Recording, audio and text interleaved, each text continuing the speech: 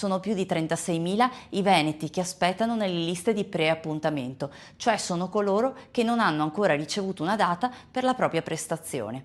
Nel veneziano sono più di 6.500 i pazienti che aspettano nell'ULSS 3 e nell'ULSS 4. Un numero, quello delle prestazioni in preappuntamento nel veneziano, che rappresenta il 17,5% delle oltre 36.000 prestazioni inserite in Veneto.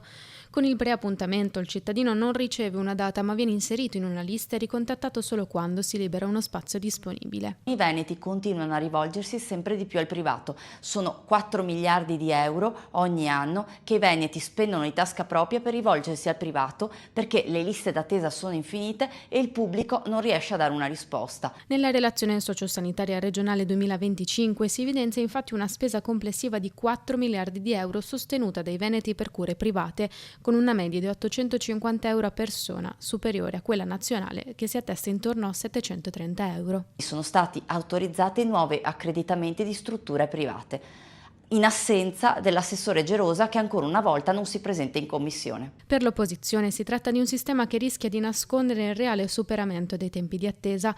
Per questo chiede l'eliminazione del preappuntamento, lo stop ai blocchi delle agende, il potenziamento dei centralini e una maggior trasparenza, con il conteggio dei giorni d'attesa che parte dal momento in cui la ricetta viene presentata al CUP. Basta con gli interventi spot del governo e della regione. Chiediamo che si investa veramente nel pubblico invece che continuare a favorire il privato.